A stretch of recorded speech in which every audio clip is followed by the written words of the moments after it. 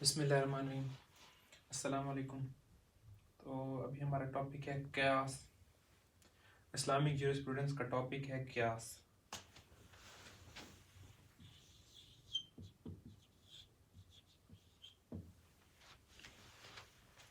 Basically قیاس کا جو میننگ ہے وہ ہے ایسٹیمیٹنگ، اندازہ لگانا. تو اس کا انٹروڈکشن فرسٹ آف آل ہم ڈسکس کرتے ہیں.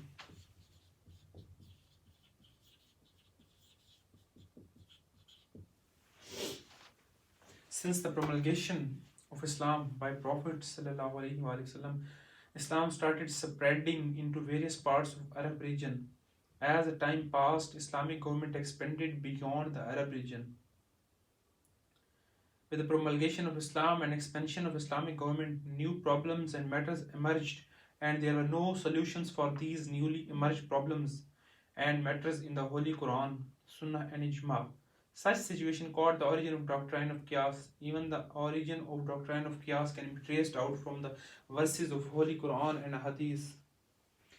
تو اس کا میننگ یہ ہے کہ جو اسلام پھیلتا گیا حضور پاک صلی اللہ علیہ وسلم کی وصال کے بعد، تو مختلف علاقوں تک اسلام پھیلتا گیا. دور دراز علاقوں میں نئے نئے مسائل کا سامنا ہوا. تو فرسٹ ہم نے اجماع ڈسکس کیا تھا، اس کے ذریعے مسائل کا سولوشن نکالا گیا میٹرز کا. تو اس کے بعد قیاس کا طریقہ اختیار کیا گیا مسائل کا حل نکالنے کے لیے. تو اس کی ڈیفینیشن پر آئیں گے.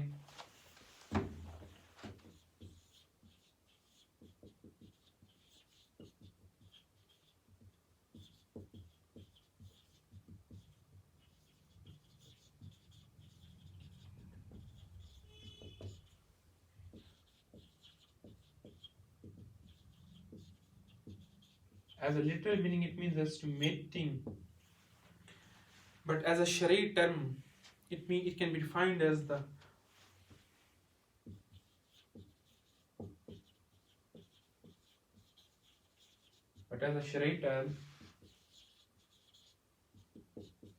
it can be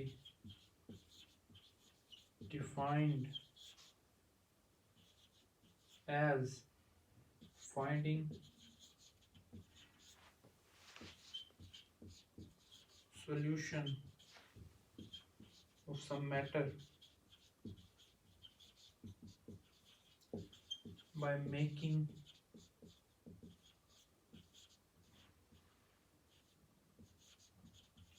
deduction from what has been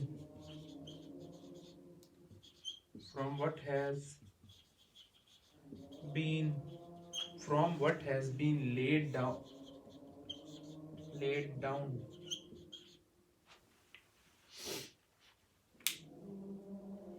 by any of three authorities.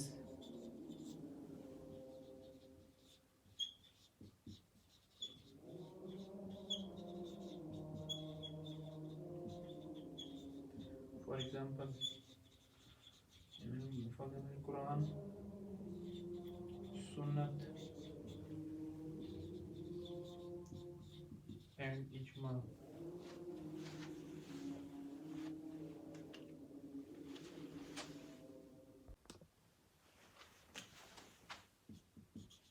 In a situation in which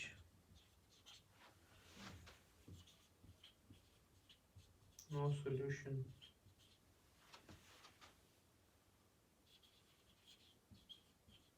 has been provided,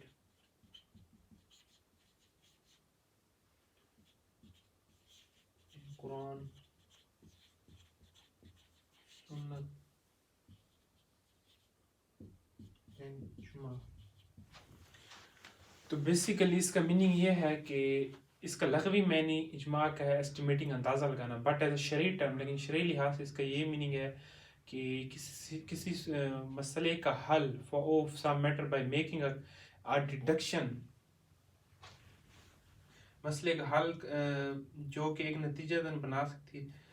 اس کا یہ میننگ ہے کہ اس کا مطلب ہے رائے قائم کرنا، اندازہ لگانا اور ایک شرعی اصلاح کے طور پر اس کی تعریف کسی معاملے کے حل کو تلاش کرنے کے طور پر کی جا سکتی ہے جو کہ ایک نتیجہ بنا کر کی جا سکتی ہے.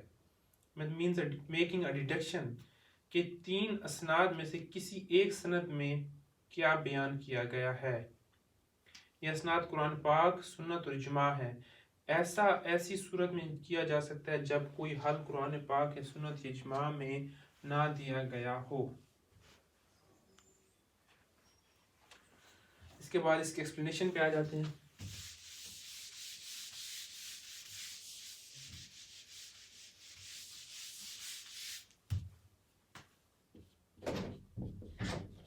Explanation. Basically, explanation in simpler words, it can be explained that a new matter or case arises for which no solution has been provided in Holy Quran or Sunnah or Ijma, and if presumption can be made from that order which has already been made in Holy Quran or Sunnah or Ijma, solution of already existing matter or case. For solution of this new arisen matter or case, then making of such presumption through already established order is called as قیاس. Means کہ قیاس کی بیس کیا ہے، کس بیس پر قیاس ہونا ہے. قرآن پاک، سنت، اجماع میں اگر کسی مسئلے کا حل نکالا گیا ہے، ایسے مسئلے کا حل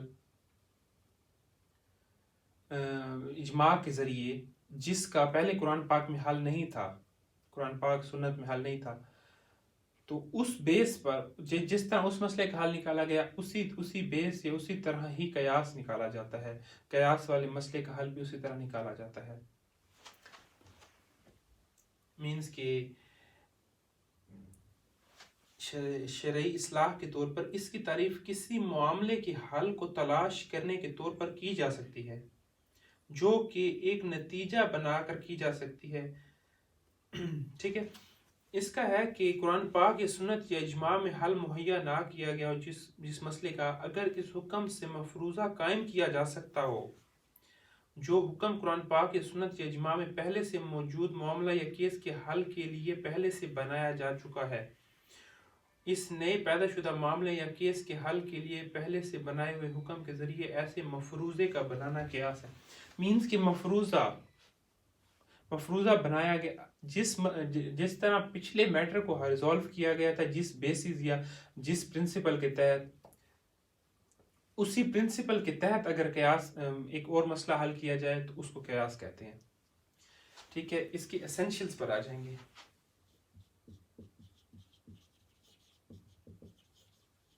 فرسٹ اس کا ہے original case. Asal means ki asal is essential of qiyas and it means the original case or matter for which solution has been provided in the Holy Quran in the fact. اصل اس case کو کہیں گے جس کی بیس پر ہم قیاس نکالیں گے. اوریجنل کیس جس کا مطلب ہے قرآن پاک میں پہلے حل موجود تھا، اس کیس کو کہیں گے. which solutions has been provided in the Holy Quran, Sunnah or Ijma. Asal is in fact the base upon which presumption of analogy is made for solution of some matter or case for which no solution has been provided in Holy Quran, Sunnah or Ijma. The next is order mentioned in the original case.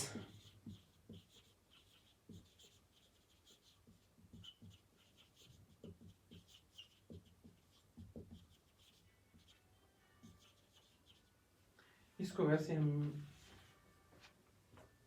حکم الاصل بھی کہتے ہیں.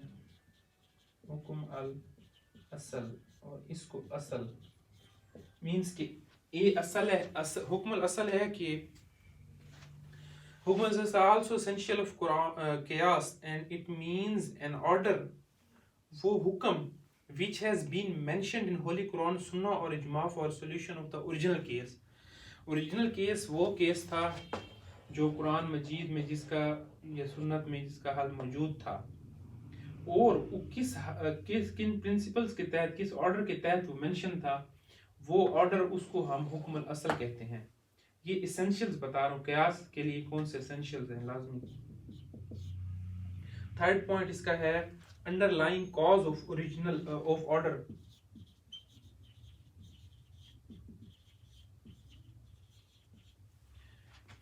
حکم کی در پردہ وجہ الہ اس کو بھی کہتے ہیں. قیاس کا ایک دیگر لوازم علیہ ہے اور اس سے مراد حکم کی در پردہ مطلب ہے وجہ کیا تھی اس حکم دینے کی یا وہ جن سے حکم تھا اس کی کیا وجہ تھی جس کا تعین مفکرین کرتے ہیں. نیو کیس اس کا فورتھ اسینشیل ہے. نیو کیس تو وہ کیس ہوگا جس کے لیے قیاس کیا جا رہا ہے. مینس کہ قیاس کے 4 اسینشیلز ہیں. فرسٹ اوریجنل کیس جس کا حل قرآن پاک میں موجود اس کو اصل کہتے ہیں. اس کے بعد ہے order mentioned in original case حکم الاصل مینس کہ کس بیسس پہ اوریجنل کیس کا حل نکالا گیا. اور under line cause of order اور آرڈر کا مطلب ہے انڈر لائن کاز کیا تھا اس کے در پردہ وجہ. یہ 4 اسینشیل. اس کے بعد کنڈیشنز آف قیاس آ جائیں گی.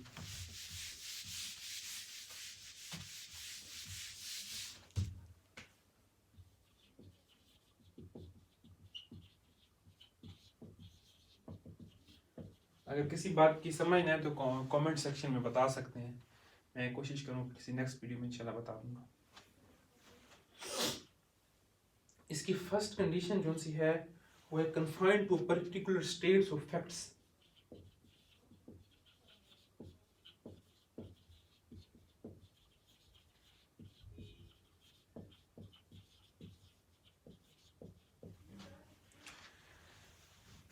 مخصوص حقائق تک محدود ہونا. The law which has been pronounced in the Quran or Sunnah or Ijma to which analogy is sought to be applied must not have been confined to a particular state of facts. مطلب ہے کہ اس قانون کو مخصوص حقائق تک محدود نہیں ہونا چاہیے. اس کے بعد ہے raison d'etre.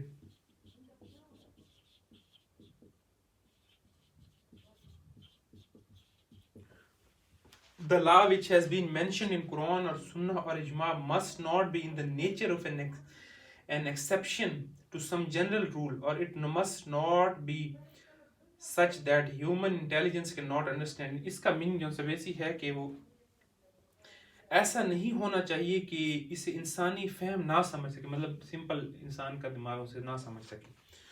اس کا ہے تھرڈ پوائنٹ. یہ کنڈیشنز ہیں کہ کون سی قیاس کی شرائط ہیں لازمی جو ہونی چاہیے. The rule deducted through qiyas must not bring any change into the law present in Quran, Sunnah, Ijma. Means کہ وہی پوائنٹ آ جاتا ہے کہ قیاس کو قرآن, سنہ اور اجماع کے اگینسٹ نہیں ہونا چاہیے. اس کے بعد اس کا فورتھ ہے cause and vocabulary.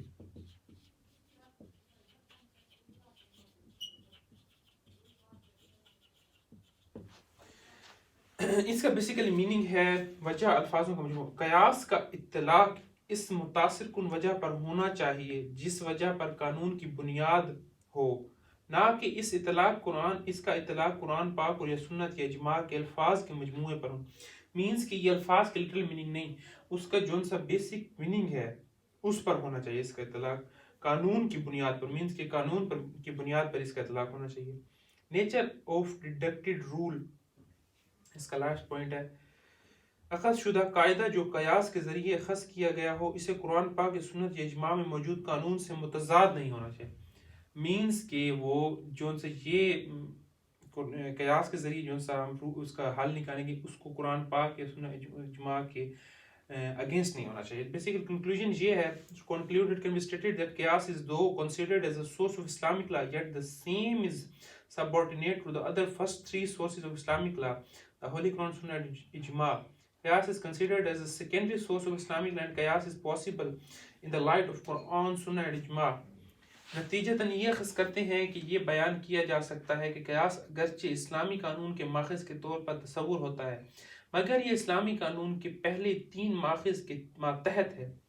مینس کہ فرسٹ آف آل ہم قرآن پاک کو دیکھیں گے, پھر سنت, اس کے بعد ہم قیاس کو دیکھیں گے, یہ 3 سٹیپ, اجماع کو دیکھیں گے اس کے بعد اجماع کے بعد ہی قیاس آتا ہے. اگر ریسولو اجماع تک ہو جاتا ہے, نہیں ہوتے مسائل تک, تو پھر ہم قیاس والا پوائنٹ ہے ہمارے پاس. قیاس اسلامی قانون کا ثانوی ماخذ تصور کیا جاتا ہے اگر جائز قیاس قرآن یا سنت یا اجماع کی روشنی میں ممکن ہے. ٹھیک ہے جی, آج کا ٹاپک کمپلیٹ ہوا, یہ ہمارا قیاس کا. تو کائنڈلی چینل کو سبسکرائب کر دیں, ویڈیوز کو لائک اور شیئر کر دیں.